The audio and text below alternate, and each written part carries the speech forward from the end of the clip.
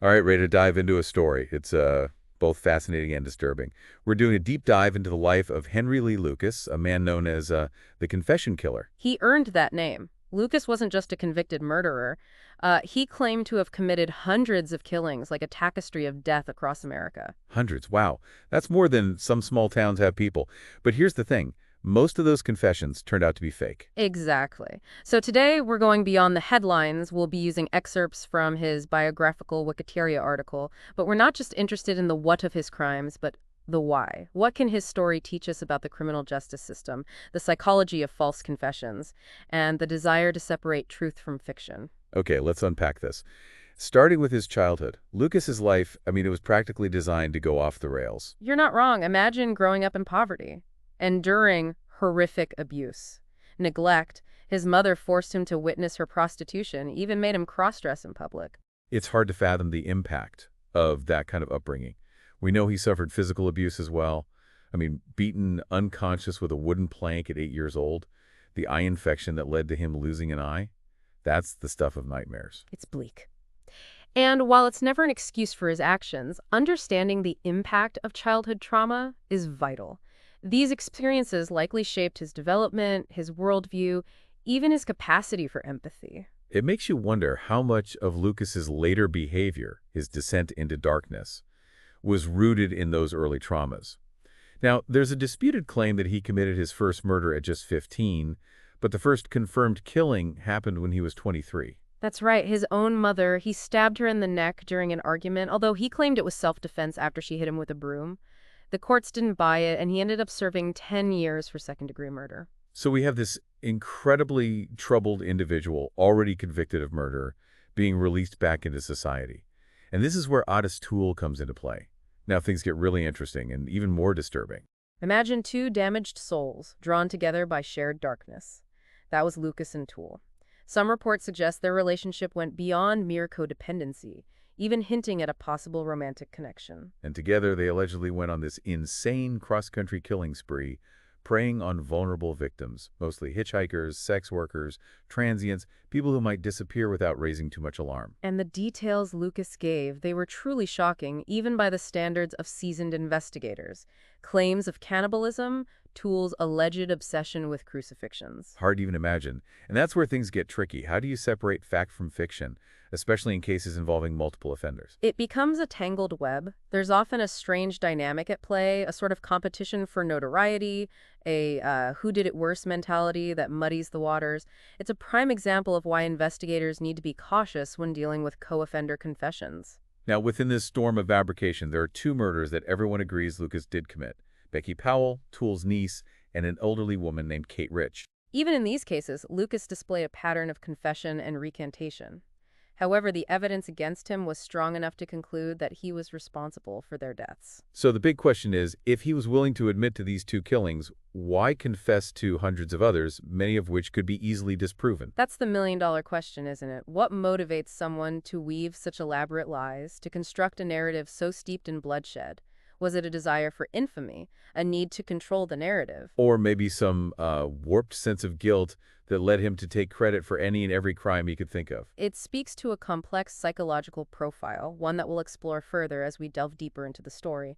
This is where the confession spree really takes hold.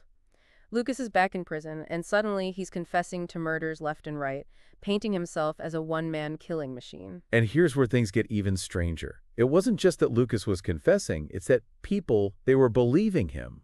It's a cautionary tale, the allure of easy answers, especially in high-pressure situations.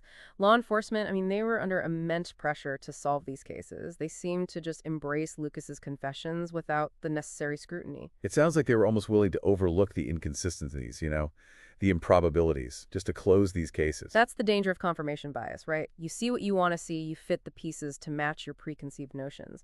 And remember, Lucas, he wasn't just passively confessing. He actively engaged with investigators, offering vivid details, even drawing maps, sketches of crime scenes. It's almost like was he crafting a performance, playing the role of the remorseful killer seeking redemption. But what about the victims' families? Were they skeptical? It's understandable why they would cling to any hope of resolution. Imagine the agony of not knowing what happened to your loved one.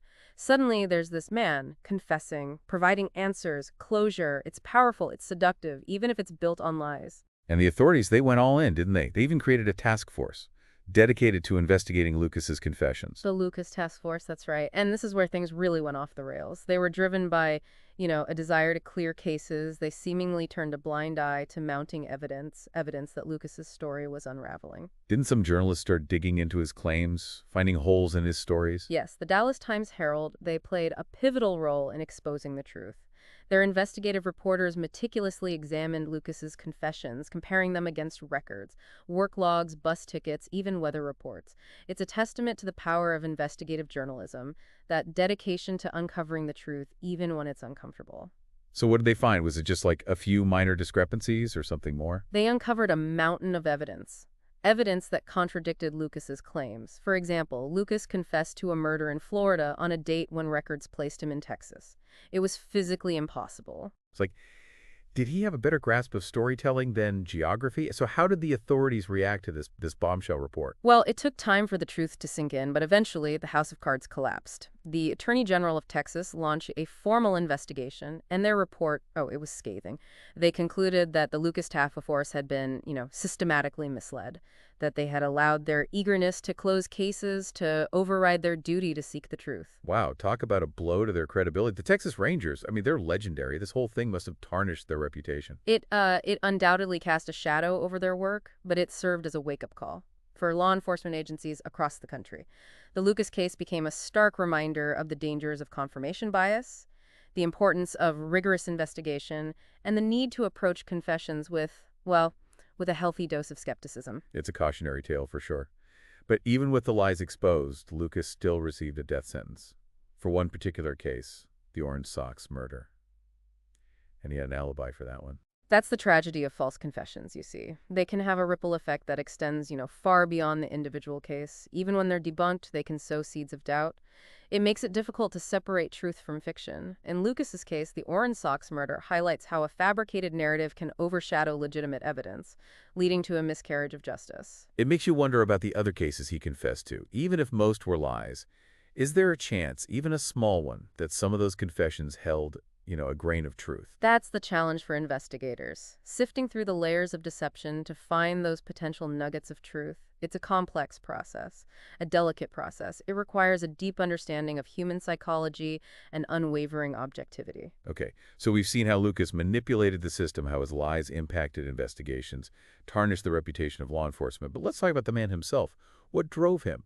What drove him to confess to all these crimes? What was going on in his mind?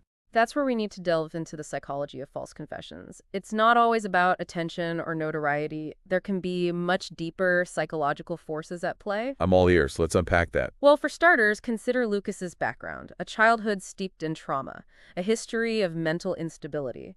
These factors can make individuals particularly susceptible to manipulation, especially in high-pressure situations, like, police interrogations. So you're saying he might have been coerced, pressured into confessing? It's possible, but there are other factors to consider as well. Some psychologists believe that individuals like Lucas, with their history of trauma and neglect, they may develop a pathological need for attention, even if it's negative attention. Confessing to heinous crimes, becoming the center of a media storm, it could have fulfilled that need in a way that nothing else could. It's almost like he was creating his own twisted legacy, becoming infamous rather than, remaining forgotten. That's a very insightful observation. And then there's the plea bargain aspect. Remember, confessing to crimes, even fabricated ones, could sometimes be a way to avoid harsher punishments. It's a twisted logic, but in Lucas's mind, it might have seemed irrational. So he might have figured, hey, if I confess to everything, maybe they'll go easier on me. Exactly. It's a complex interplay. Psychological factors, societal pressures, and the flawed nature of the criminal justice system. And unfortunately, in Lucas's case, the consequences of his actions, both real and fabricated, they reverberated far beyond his own life. So we've been unpacking this truly bizarre and disturbing story. What does it all mean? What can we learn from the case of Henry V. Lucas? Well, on a practical level, it shows us the need for really solid investigative techniques. Law enforcement agencies, they need to know, they need to be aware of the things that can lead to false confessions and come up with ways to safeguard against them. Makes sense. We can't just take confessions at face value. It doesn't matter how convincing the confessor seems. Absolutely. We need to approach each case with a healthy dose of skepticism, question assumptions, always look for that evidence that backs things up. Like the old saying, trust but verify. Especially with someone like Lucas. He clearly had a talent for deception, for manipulation. Exactly. And it's not just about protecting the innocent. It's also about making sure that the guilty are held accountable for the right reasons. False confessions, I mean, they waste time, resources. They can completely derail investigations and let the real perpetrators escape. It's a sobering thought. But, this deep dive hasn't just been about the flaws in the system. We've also been looking at the human element, the psychology behind Lucas's actions. And that's where things get really fascinating. Why would someone confess to crimes they didn't commit? Is it just attention, a need to control the story? Or is there something deeper going on?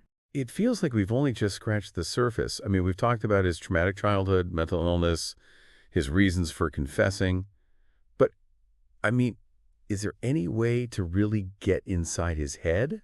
Understand what was going on? It's impossible to know for sure. But by studying cases like this, by really diving deep into human psychology, we can start to understand the factors that can lead people down these dark paths. And hopefully, with more awareness, better investigation, we can prevent these tragedies from happening again. It's a reminder, even in the most bizarre, inexplicable cases, there are always lessons to be learned.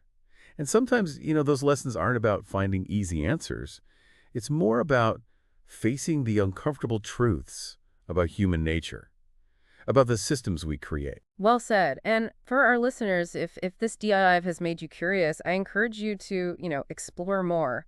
Lean into false confessions. There are some great resources out there, books, documentaries, even other podcasts that explore this topic in depth.